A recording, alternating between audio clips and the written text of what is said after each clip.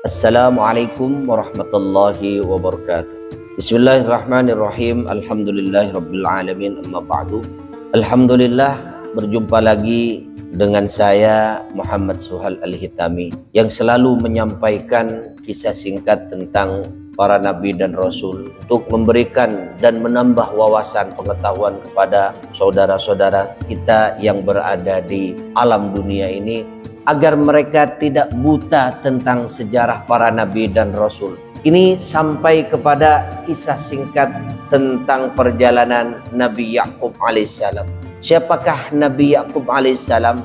Beliau adalah putra dari Nabi Ishak alaihissalam. Berarti beliau adalah cucunya Nabi Ibrahim alaihissalam. Dalam kitab Samawi, kitab-kitab kuno, ia juga dikenal dengan nama Israel, sehingga keturunannya disebut Bani Israel, anak-anak Israel. Yakub memiliki saudara kembar yang bernama, di sini tulisannya Esau dalam kurung Ish. Mungkin ada yang lebih paham tentang sebutan tersebut, mohon dikoreksi di komentar. Tetapi Allah Subhanahu wa taala memilih Yakub sebagai nabi. Ia tumbuh sebagai pribadi yang lembut, saleh, dan sangat taat kepada Allah Subhanahu wa taala. Kemudian keluarga Nabi Yakub alaihissalam.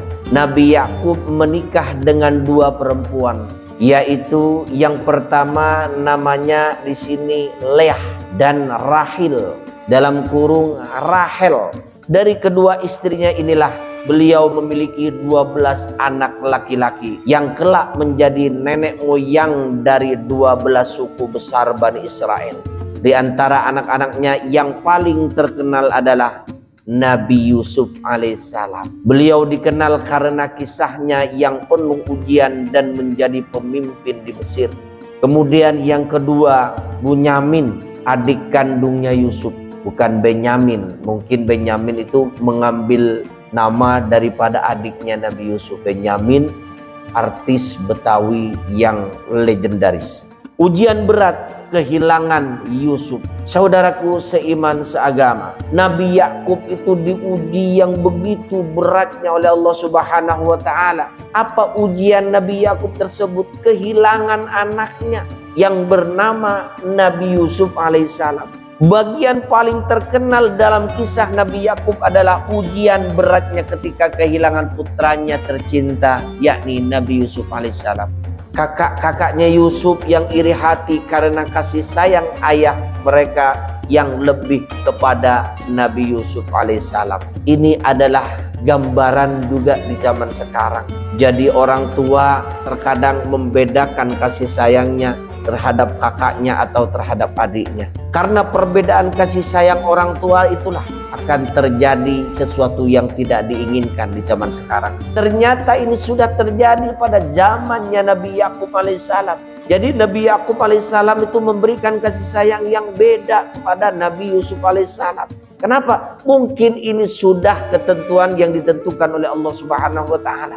Kemudian kakaknya Nabi Yusuf alaihissalam, saudaranya yang ke atas tersebut, karena di dalam sejarahnya yang nama Bunyamin ini, adiknya Nabi Yusuf ini adalah bontot.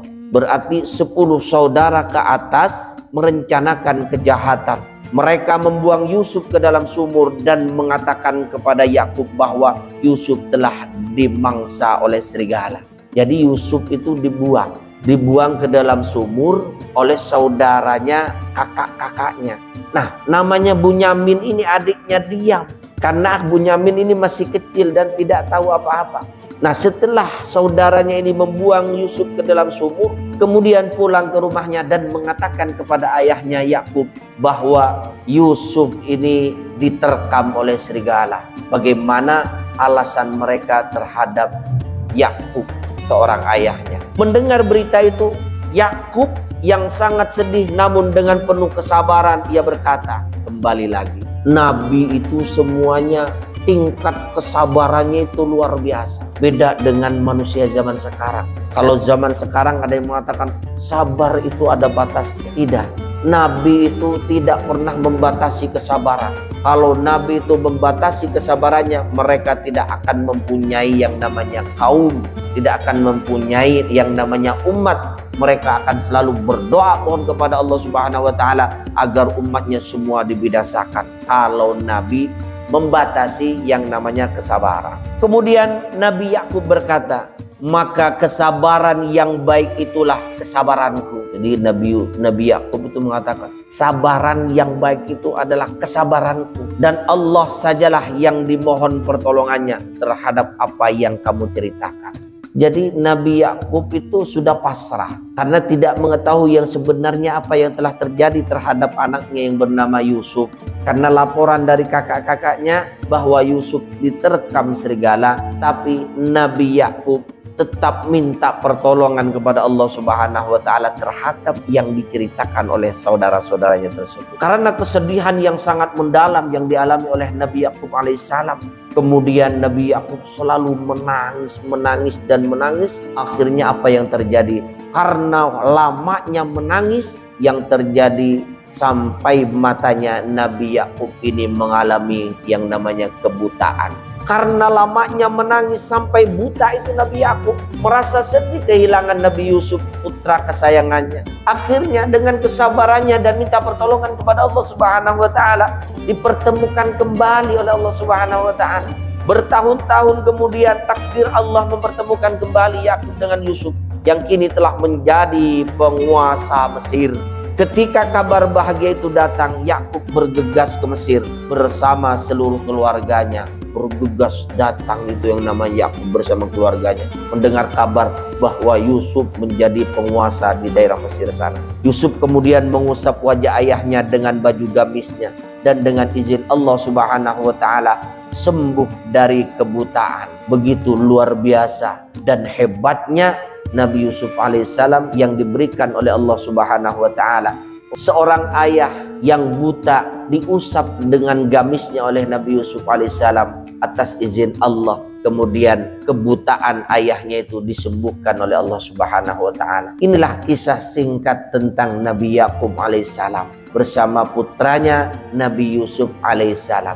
Mungkin untuk selanjutnya setelah Nabi Yakub akan ada lagi kisah singkat tentang Nabi Yusuf alaihissalam. Bagaimana Nabi Yusuf ketampanannya, bagaimana cobaan Nabi Yusuf terhadap perempuan yang bernama Zulaikha, bagaimana seorang perempuan itu teriris tangannya karena terpesona dengan ketampanan Nabi Yusuf alaihissalam. Kita tunggu lagi kisah selanjutnya tentang kehebatan dan ketampanan Nabi Yusuf alaihissalam. Kurang lebihnya mohon maaf. Wallahul muwaffiq ila aqwamit thoriq. Assalamualaikum warahmatullahi wabarakatuh.